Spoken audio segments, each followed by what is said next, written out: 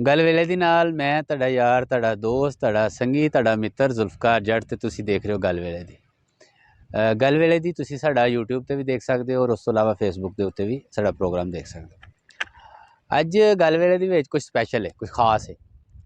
ਅਸੀਂ ਸਫ਼ਰ ਤੇ ਸੀ, ਜਾ ਰਹੇ ਸੀ ਤੇ ਮੈਂ ਤੇ ਮੇਰੇ ਦੋਸਤ ਭੱਟੀ ਸਾਹਿਬ ਅਸੀਂ ਨਾਲ ਆ ਰਹੇ ਸੀ। ਇਸ ਤਰ੍ਹਾਂ ਹੀ ਪਿੰਡਾਂ ਦੇ ਵਿੱਚੋਂ ਦੀ ਨਾ ਭੱਟੀ ਸਾਹਿਬ ਨੂੰ ਇੱਕ ਥੋੜ੍ਹਾ ਜਿਹਾ ਜਨੂਨ ਇਹ ਵੇ ਕਿ ਇਹ ਕੋਈ ਨਵੀਆਂ ਚੀਜ਼ਾਂ ਨਾ ਲੱਭਦੇ ਨੇ ਤੇ ਪਿੰਡਾਂ ਦੇ ਨਾਲ ਤੇ ਖਾਸ ਇਹਨਾਂ ਦਾ ਖਾਸ ਮੁਹੱਬਤ ਹੈ। ਤੇ ਲੰਘਦੇ ਸੀ ਪਏ ਤੇ ਇਹ ਟਰੈਕ ਲੰਘੇ ਤੇ ਸਾਹਮਣੇ ਨਾ ਇੱਕ ਸਟੇਸ਼ਨ ਆਇਆ ਤੇ ਵੇਖ ਕੇ ਸਾਡੇ ਕੋਲ ਰਿਹਾ ਨਹੀਂ ਗਿਆ ਤੇ ਮੈਂ ਸੋਚਿਆ ਕਿ ਅੱਜ ਤੁਹਾਡੇ ਨਾਲ ਵੀ ਇਹ ਸਾਂਝਾ ਕਰੀਏ ਕਿ ਅਸੀਂ ਵੇਲੇ ਦੀ ਗੱਲ ਹਮੇਸ਼ਾ ਕਰਦੇ ਹਾਂ ਔਰ ਉਹਦੇ ਵਿੱਚ ਕੁਝ ਚੀਜ਼ਾਂ ਐਸੀਆਂ ਨੇ ਕਿ ਜਿਹੜੀਆਂ ਸਾਡੇ ਵਾਸਤੇ ਬੜੀਆਂ ਤਕਲੀਫ ਦੇ ਹੁੰਦੀਆਂ ਨੇ।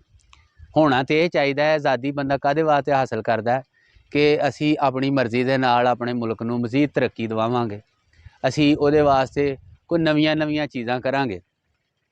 ਦੁਨੀਆ ਦੇ ਅੰਦਰ ਇਸ ਟਾਈਮ ਫਾਸਟ ਟ੍ਰੇਨ ਚੱਲ ਰਹੀ ਹੈ, ਠੀਕ ਹੈ, ਜਿਹੜੀ ਕਿ 500 ਮੀਲ ਪਰ ਘੰਟਾ ਦੀ ਰਫ਼ਤਾਰ ਦੇ ਨਾਲ ਚੱਲਦੀ ਹੈ ਤੇ ਸਾਡੇ ਹਾਲਾਂ ਵੀ ਉਹ ਛੈਣੀ ਥੋੜੇ ਦੇ ਨਾਲ ਸਾਰਾ ਸਿਸਟਮ ਚੱਲਦਾ ਪਿਆ।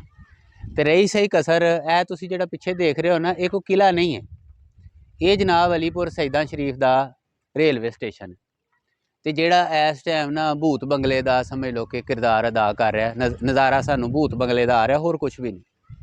ਅੱਛਾ, ਇੱਕ ਚੀਜ਼ ਜਿਹੜੀ ਮੈਨੂੰ ਬੜੀ ਅੱਛੀ ਲੱਗੀ ਹੈ ਨਾ, ਖੂਬਸੂਰਤ ਲੱਗੀ, ਉਹ ਇਹ ਵੇ ਕਿ ਇਹ ਕੋਈ 100 ਸਾਲ ਪੁਰਾਣੀ ਬਿਲਡਿੰਗ ਜੇ ਤੇ ਅੱਜ ਵੀ ਜਿਹੜੀ ਹੈ ਨਾ ਪੂਰੀ ਸ਼ਾਨ ਦੇ ਨਾਲ ਖੜੀ ਹੈ। ਭੱਟੀ ਸਾਹਿਬ ਥੋੜ੍ਹਾ ਜਿਹਾ ਅੰਦਰ ਅਸੀਂ ਦਿਖਾਉਂਦੇ ਹਾਂ ਆਪਣੇ ਨਾਜ਼ਰੀਨ ਨੂੰ। ਫਿਰ ਇਹ ਤੁਸੀਂ ਦੇਖੋ ਜਨਾਬ, ਦਰਖਤ, ਪੁਰਾਣੇ ਦਰਖਤ ਤੇ ਇੱਕ ਵੱਖਰਾ ਜਿਹਾ ਇਹ ਨਜ਼ਾਰਾ ਸਮਝ ਲਓ ਕਿ ਨਾ ਇਹ ਆਉਂਦਾ।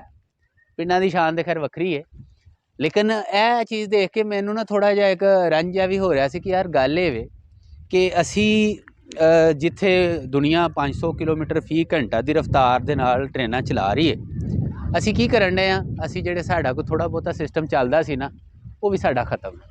ਹੁਣ ਇੱਥੇ ਕੋਈ ਟ੍ਰੇਨ ਨਹੀਂ ਜੇ ਰੁਕਦੀ, ਠੀਕ ਹੈ, ਕੋਈ ਗੱਲ ਨਹੀਂ ਜੇ, ਕੋਈ ਬਾਤ ਨਹੀਂ ਜੇ।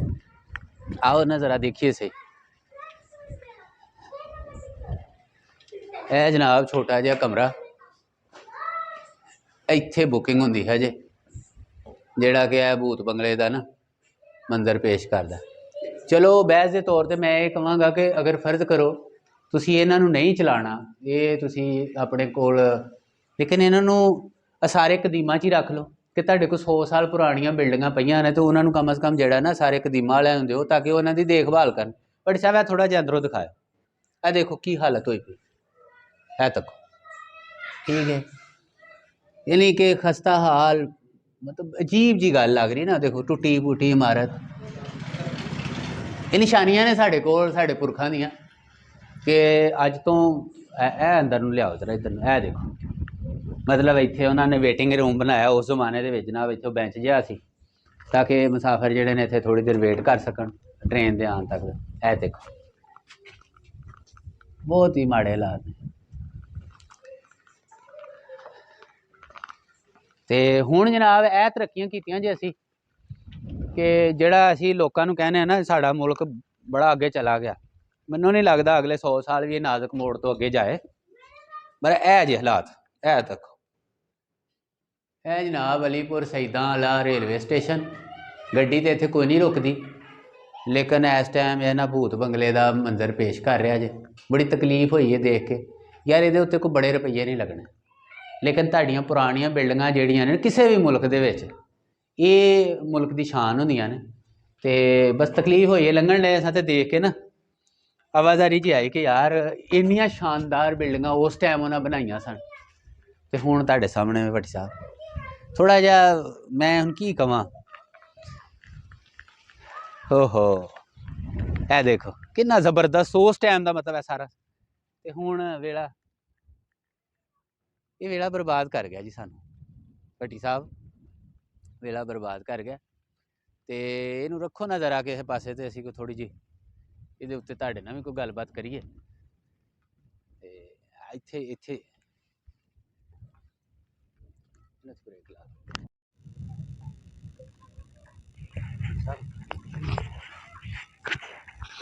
ਜੀ। ਭੱਟੀ ਸਾਹਿਬ ਤੁਸੀਂ ਦੇਖਿਆ ਯਾਰ ਪਿੱਛੇ ਸਾਰਾ ਸੀਨ ਤੁਸੀਂ ਦੇਖਿਆ ਜੀ? ਜੱਟ ਸਾਹਿਬ, ਮੈਂ ਤੁਹਾਡੀਆਂ ਸਾਰੀਆਂ ਗੱਲਾਂ ਜਿਹੜੀਆਂ ਨੇ ਉਹਨਾਂ ਨੂੰ ਸੁਣ ਰਿਹਾ ਸੀ।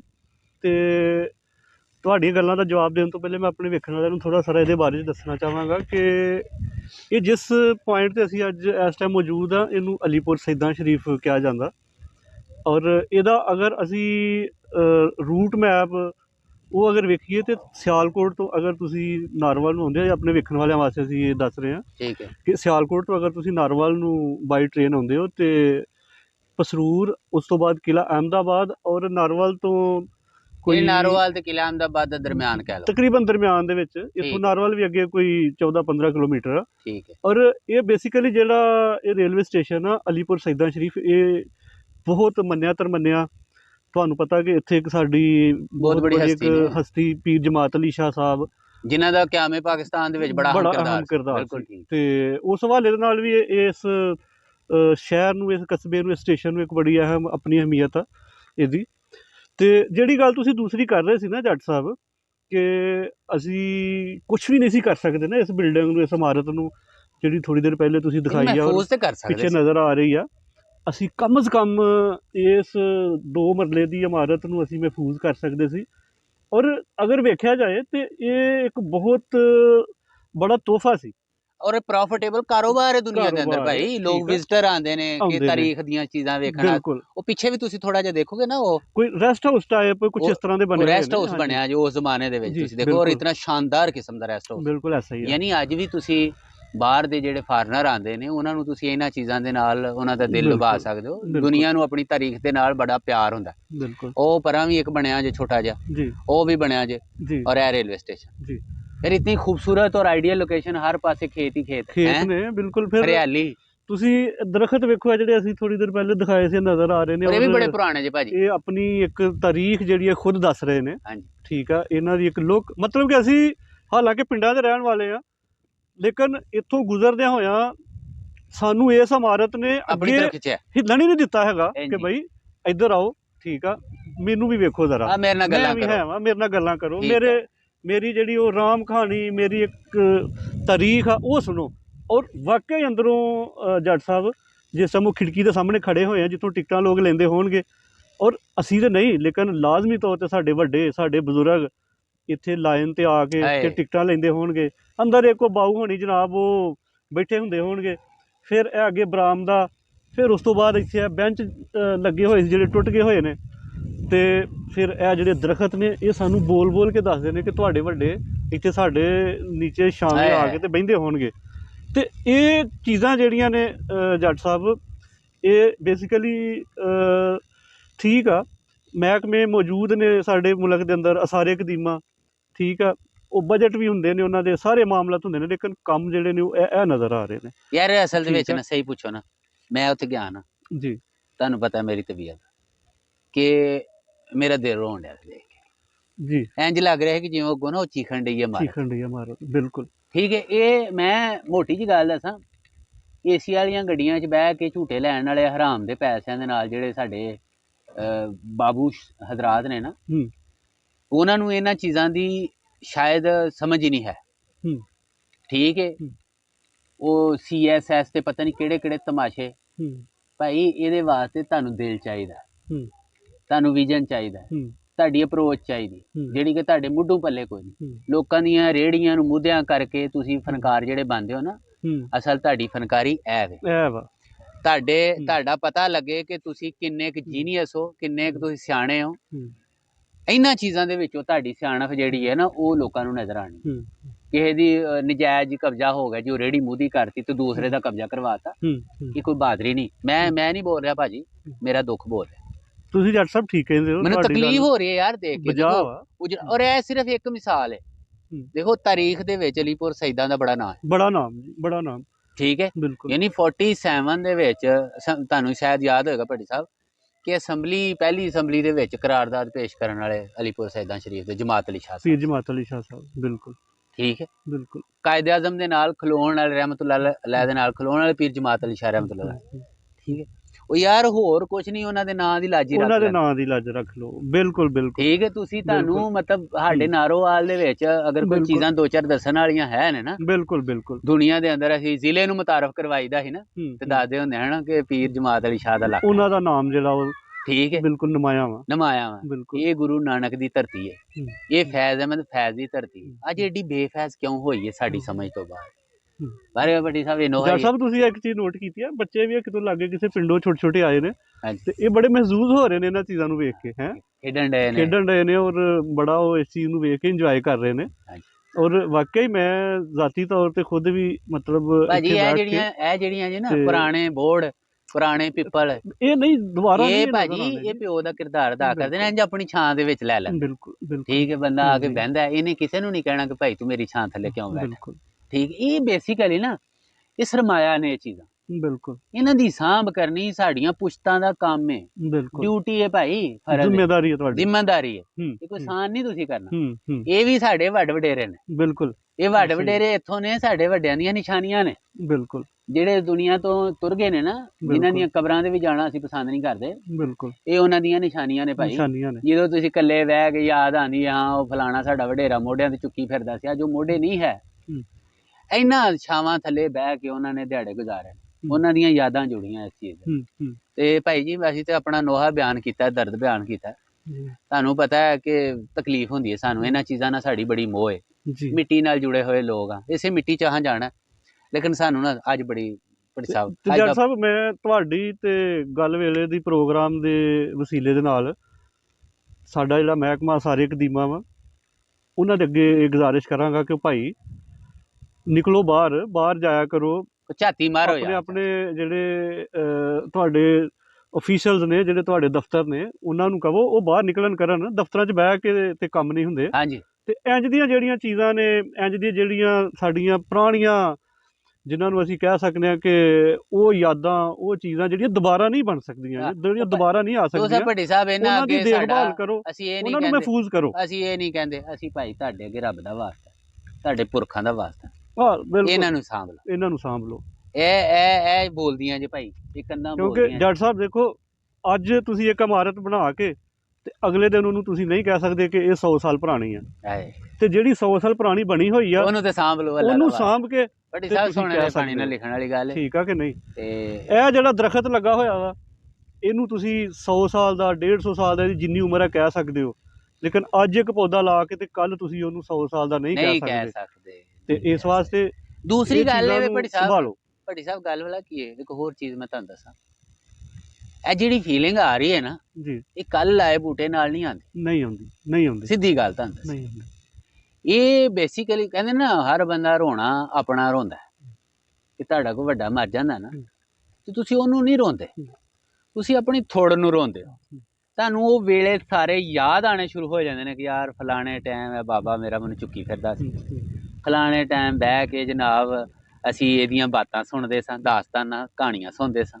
ਉਹ ਜਦੋਂ ਤੁਹਾਨੂੰ ਉਹ ਸਾਰੇ ਮੰਜ਼ਰ ਯਾਦ ਆਉਂਦੇ ਨੇ ਨਾ, ਫਿਰ ਤੁਹਾਨੂੰ ਰੋਣਾ ਆਉਂਦਾ, ਫਿਰ ਤੁਹਾਡੇ ਹੰਝੂ ਵਗਦੇ ਨੇ। ਤੇ ਇਹ ਉਹ ਚੀਜ਼ਾਂ ਨੇ ਜਿਨ੍ਹਾਂ ਦੇ ਨਾਲ ਸਾਡੇ ਅਹਿਸਾਸ ਜੁੜੇ ਨੇ, ਬਿਲਕੁਲ ਸਾਡੀ ਮੋਹ ਜੁੜੀ ਹੈ, ਸਾਡਾ ਮਤਲਬ ਉਹ ਮੇਰੇ ਕੋਲ ਲਫ਼ਜ਼ ਨਹੀਂ ਹੈ ਯਾਰ, ਮੈਂ ਬਿਆਨ ਕੀ ਕਰਾਂ। ਬਰਗ ਅੱਜ ਦਾ ਨੋਹਾ ਹੈ। ਤੇ ਨਰਵਲ ਵਾਲਿਆਂ ਲੋਕਾਂ ਵਾਸਤੇ ਵੀ ਇਹ ਪੈਗਾਮ ਕਿ ਅਗਰ ਕਦੀ ਸਕੂਨ ਲੈਣ ਦਾ ਦਿਲ ਕਰੇ, ਇਹੋ ਜਿਹੀਆਂ ਜਗ੍ਹਾ ਤੇ ਕੋਈ ਛੋਟੀ ਮੋਟੀ ਪਿਕਨਿਕ ਕਰਨ ਦਾ ਦਿਲ ਕਰੇ, ਤੇ ਇਹ ਅਲੀਪੁਰ ਸਈਦਾਂ ਦਾ ਸਟੇਸ਼ਨ ਹੈ, ਤੇ ਬੜਾ ਹੀ ਮਾਸ਼ਾਅੱਲਾ ਖੂਬਸੂਰਤ ਕੁਦਰਤੀ ਨਜ਼ਾਰੇ, ਤੇ ਪੁਰਅਮਨ ਜਗ੍ਹਾ। ਥਰਮਾਸ 'ਚ ਉੱਥੋਂ ਚਾਹ ਭਰ ਕੇ ਹਾਂਜੀ, ਜਾਂ ਉੱਥੋਂ ਮਾਲਟੇ ਲੈ ਕੇ ਤੇ ਇੱਥੇ ਆ ਕੇ ਤੇ ਘਾਹ ਦੇ ਉੱਤੇ ਬਹਿ ਕੇ ਖਾ ਕੇ ਤੇ ਇੰਜੋਏ ਕਰੋ, ਫੀਲ ਕਰੋ। ਹਾਂਜੀ। ਤੇ ਮੈਂ ਦੇਖ ਰਿਹਾ ਜੱਟ ਸਾਹਿਬ ਕਿ ਇਹ ਉਹ ਜਗ੍ਹਾ, ਉਹ ਕਿਹੜੇ ਮੰਜ਼ਰ ਹੋਣਗੇ ਜਿਸ ਟਾਈਮ ਉੱਥੇ ਟਾਂਗੇ ਖੜੇ ਹੋਣਗੇ ਇੱਕ ਦੋ, ਤੇ ਕੋਈ ਆਪਣੇ ਪਿਆਰ ਨੂੰ ਲੈਣ ਵਾਸਤੇ ਤੇ ਕੋਈ ਅਲਵਿਦਾ ਕਰਨ ਵਾਸਤੇ ਆਉਂਦਾ ਹੋਏਗਾ। ਗੱਲਾਂ ਬੜੀਆਂ ਭੱਟੀ ਸਾਹਿਬ। ਤੇ ਮੈਨੂੰ ਅੱਜ ਲਾਲ ਵੀ ਪੱਗ ਯਾਦ ਹੈ। ਵਾਲੇ ਕੁੱਲੀ ਇੱਥੇ ਜਨਾਬ ਉਹ ਜਿਹੜੇ ਸਮਾਨ ਚੁੱਕਦੇ ਨੇ ਉਹ ਇੱਥੇ ਫਿਰਦੇ ਹੋਣਗੇ, ਉਹ ਵੀ ਇੱਕ ਵੇਲਾ ਹੋਏਗਾ ਇਸ ਜਗ੍ਹਾ ਤੇ ਹੈ।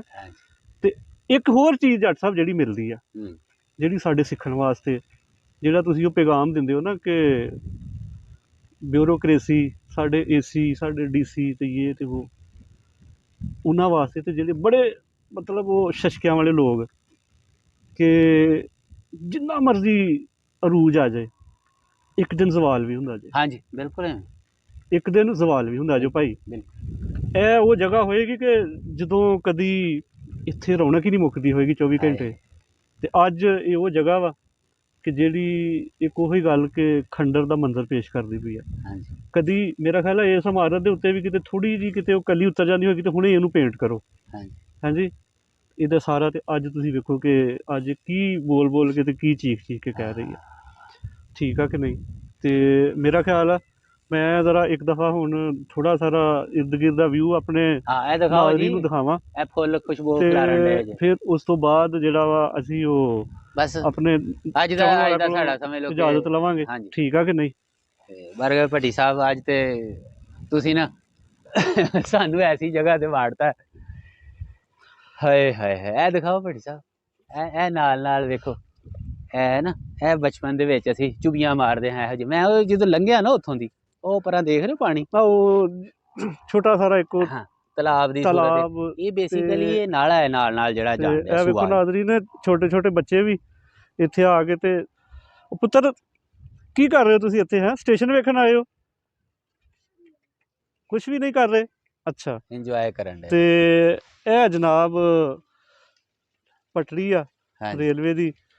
ਤੇ ਉਹ ਜੱਟ ਸਾਹਿਬ ਜਿਹੜਾ ਮੈਨੂੰ ਇੱਕ ਉਹ ਦਰਖਤ ਨਜ਼ਰ ਆ ਰਿਹਾ, ਮੇਰੇ ਖਿਆਲ ਪਿੱਪਲ ਦਾ ਦਰਖਤ ਆ, ਹਾਂਜੀ ਤੇ ਬੜਾ ਬੜਾ ਖੂਬਸੂਰਤ ਹੈ ਇਸ ਯਾਰ। ਉਹ ਟਾਈਮ। ਦੇਖੋ ਨਾ ਤੁਸੀਂ, ਉਹ ਔਰ ਇਹ ਸਾਰੀਆਂ ਜਗ੍ਹਾ ਉਹ ਜੇ ਜਿੱਥੇ ਟਿਕਾਣੇ ਹੁੰਦੇ ਹਨ। ਇਹ ਕੋਈ ਮੈਨੂੰ ਰੈਸਟ ਹਾਊਸ ਟਾਈਪ ਹਾਂਜੀ। ਨਜ਼ਰ ਆ ਰਿਹਾ। ਉਹ ਇੱਕ ਪਰੇ ਬਿਲਡਿੰਗ ਔਰ ਇੱਕ ਇਹ ਬਿਲਡਿੰਗ ਨਜ਼ਰ ਆ ਰਹੀ ਹੈ। ਸੋਚਣ ਦੀ ਗੱਲ ਵਾਲਾ ਠੀਕ ਆ ਜੀ। ਭੱਟੀ ਸਾਹਿਬ, ਸੋਚਣ ਦੀ ਗੱਲ ਇਹ ਵੀ ਕਿ ਉਹਨਾਂ ਲੋਕਾਂ ਦਾ ਉਸ ਟਾਈਮ ਐਡਾ ਵੱਡਾ ਵਿਜ਼ਨ ਸੀ ਜਿਹੜਾ ਅੱਜ ਵੀ ਸਾਡੇ ਕੋਲ ਕੋਈ ਨਹੀਂ। ਅੱਜ ਵੀ ਕੋਈ ਨਹੀਂ ਹੈਗਾ। ਬਿਲਕੁਲ ਬਿਲਕੁਲ ਇੰਝ ਹੀ ਆ।